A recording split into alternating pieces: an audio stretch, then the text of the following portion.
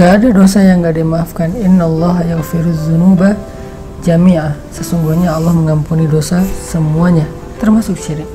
Syirik itu baru gak dimaafin kalau seseorang meninggal dalam keadaan musyrik.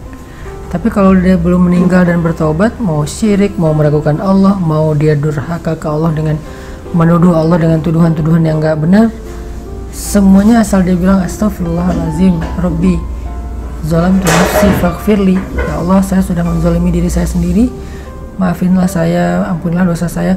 Allah ghafurun rahim, Allah maha pengampun lagi maha penyayang.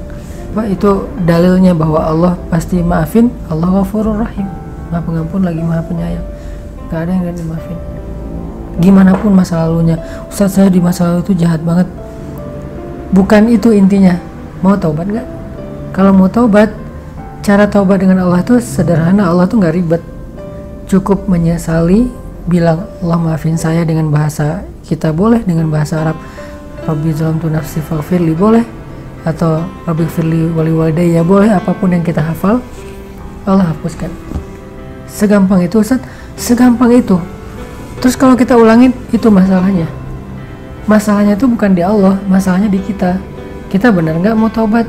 Kalau kita benar mau taubat, kita bikin dosa sekian puluh tahun, lalu kita mengatakan astagfirullah sekali aja, maka puluhan tahun dosa kita itu semuanya dihapus sama Allah. Masalahnya kita kadang-kadang mengatakan astagfirullah dengan hati yang belum mantap. Astagfirullah kita itu hanya gara-gara kita lagi ada masalah. Astagfirullah kita itu hanya sepintas aja, terus nggak dilanjutin dalam amal-amal soleh, akhirnya taubat kita belum nasuha, belum sempurna. Kalau kayak gitu, Allah nunggu sampai taubat kita bener. Astagfirullahaladzim, udah Allah hapuskan, diulangi lagi. Ya Allah, ya udah Allah tunggu sampai kita benar-benar ninggalin dosa itu, nggak ngulangin lagi, dan meninggal dalam keadaan sudah meninggalkan dosa tersebut. Itu kan dilihat akhirnya ya. Makanya kalau kita belum berhasil, coba lagi aja, coba lagi selama masih dikasih nyawa sama Allah, kita coba lagi aja dalam proses taubat. Ya, soalnya mungkin pas ya istilahnya iman lagi ngedrop, jadi datang lagi ragunya, jadi ya tadi ada pikiran itu selain taubat, kalau yang bab ragu itu dia juga perlu belajar mencas iman. Iman itu kalau nggak dicas, apalagi kita banyak banget ngedownload hal-hal yang nggak baik ya, yang makan kuota, makan baterai, makan pulsa iman. Jadi harus sering-sering dicas.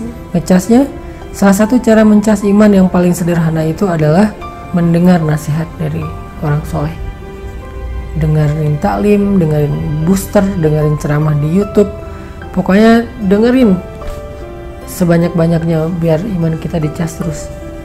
Dengarkan itu dengan respect kepada ulama. Kalau kita mendengarkan nasihat tapi kita kayak sebel sama orangnya, susah. Kenapa sebel?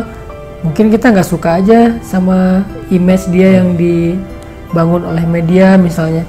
Ya susah kalau kayak gitu. Tapi kalau kita mendengar dengan respect dan berhusnuzon bahwa dia itu orang soleh yang perlu kita dengarkan nasihatnya, itu akan kerasa.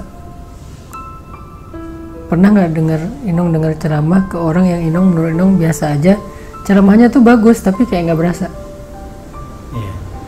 Atau ceramahnya sederhana tapi karena kita respect sama orangnya jadi kayak berkualitas gitu kan.